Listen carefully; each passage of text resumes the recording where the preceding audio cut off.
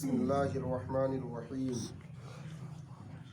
وعن ابن عباس رضی اللہ تعالی عنہما قال مر النبی صلی اللہ تعالی علیہ وسلم بقبرین فقال انہما لیعذبان وما يعذبان في كبير اما احدهما فكان لا يستتر من البول وفي رواية لمسلم لا يستنزه من البول وأما الآخر فكان يمشي بالنميمة ثم أخذ جريدة رطبة فشقها بنصفين ثم غرز في كل قبر واحدة قالوا يا رسول الله صلى الله تعالى عليه وسلم لما صنعت هذا فقال لعله أن يخفف عنهما ما لم ييبسا۔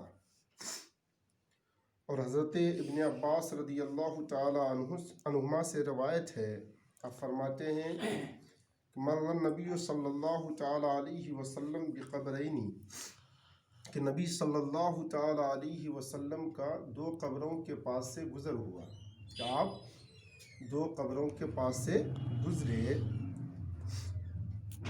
فقال انہما لیعذبان، فرمایا کہ یہ دونوں عذاب دیے جا رہے ہیں۔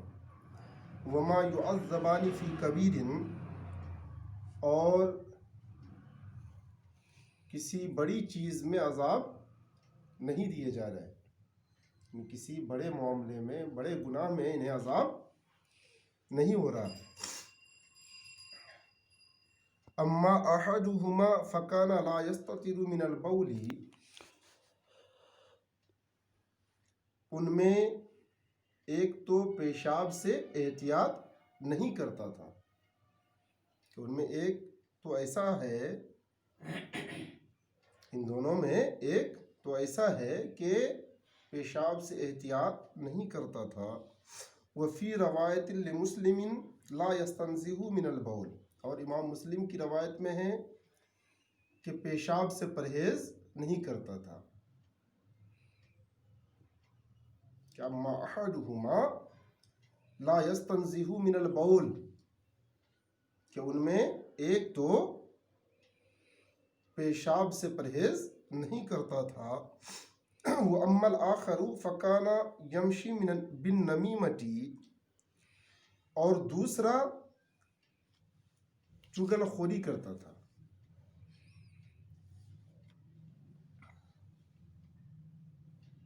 کہ جن دو قبر والوں پر عذاب ہو رہا ہے، ان میں ایک وہ ہے کہ جو پیشاب سے پرہیز نہیں کرتا، پیشاب سے نہیں بچتا، اور دوسرا لوگوں کی چغل خوری کرتا تھا۔ وَأَمَّا الْآخَرُ فَكَانَ يَمْشِي بِالنَّمِيمَةِ، اور دوسرا چغل خوری کرتا تھا۔ ثُمَّ أَخَذَ جَرِيدَةً رَطْبَةً، پھر آپ نے ایک ہری تر شاخ لی، ہری اور تر، ایسی شاخ جو ہری تھی اور تر تھی۔ ثم اخذ جریدۃ رطبۃ، کہ پھر آپ نے ایسی ٹہنی لی جو ہری اور تر تھی۔ فشقها بنصفین، اور اسے دو حصے فرمائے، اس شاخ کے آپ نے دو حصے فرمائے۔ ثم غرز فی کل قبر واحدۃ، پھر آپ نے ہر ایک قبر میں ایک ایک حصہ گاڑ دیا۔ اس شاخ کے دو حصے فرمائے، اس شاخ کے، اس ٹہنی کے آپ نے دو حصے فرمائے، اور پھر آپ نے ایک ایک حصہ ہر قبر میں، یعنی دونوں قبر میں ایک ایک حصہ آپ نے گاڑ دیا۔ قالوا یا رسول اللہ صلی اللہ تعالی علیہ وسلم لما صنعت هذا، عرض کیا، صحابہ نے پوچھا، یا رسول اللہ صلی اللہ تعالی علیہ وسلم لما صنعت هذا، تو حضور نے یہ کیوں کیا، کہ آپ نے کس وجہ سے ایسا فرمایا، کہ آپ نے ٹہنی لی، اس کے دو حصے فرمائے، اور 2 حصہ فرمانے کے بعد آپ نے ایک حصہ دونوں قبر میں آپ نے گاڑ دیا کہ یہ آپ نے کیوں کیا؟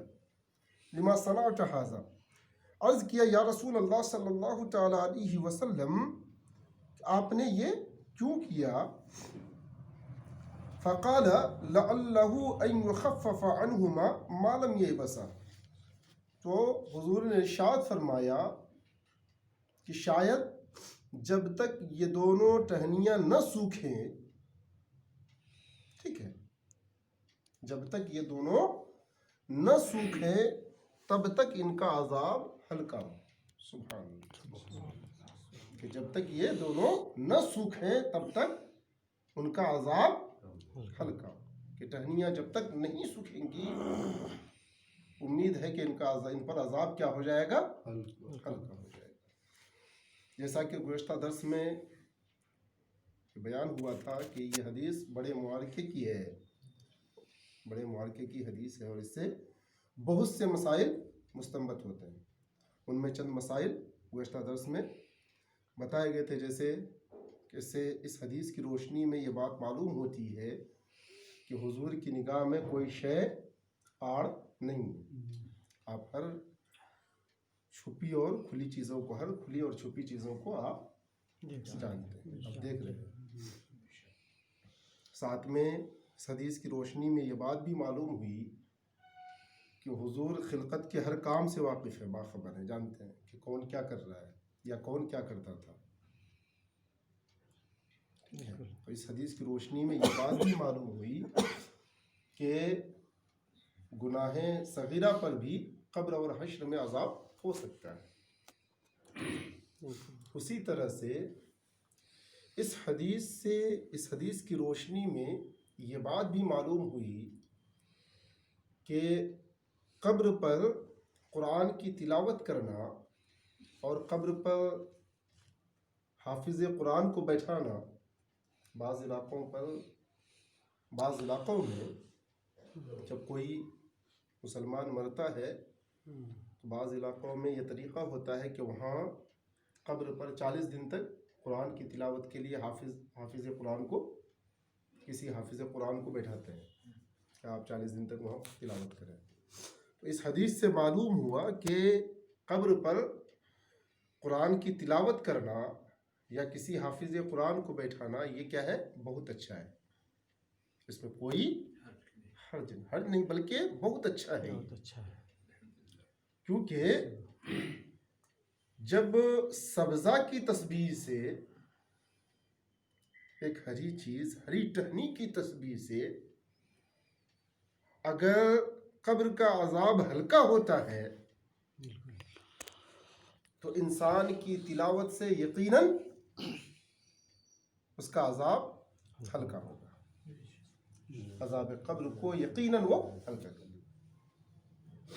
اگر سبزہ تسبیح پڑھے، پھول تسبیح پڑھے تو قبر کا عذاب ہلکا ہو، تو انسان اگر قرآن کی تلاوت کرے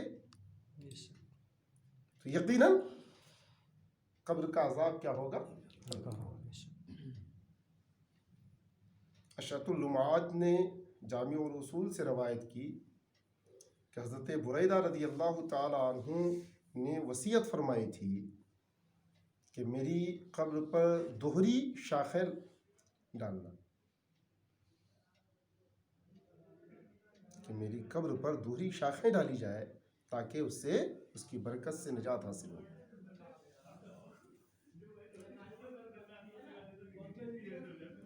اسی طرح سے اس حدیث کی روشنی میں یہ بات بھی معلوم ہوئی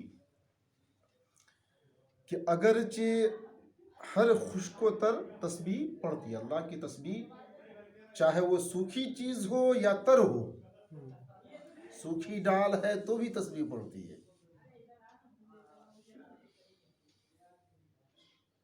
ہر چیز اپنی زبان میں اللہ کی تسبیح بیان کرتی ہے. ہر شے رب کی تسبیح بیان کرتی ہے.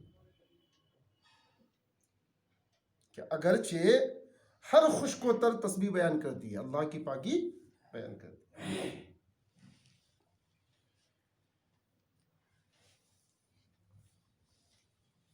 اللہ کی تعریف بیان کرتی ہے. مگر سبزہ کی تسبیح سے، ہری چیز کی تسبیح سے، ہری ٹہنی کی تسبیح سے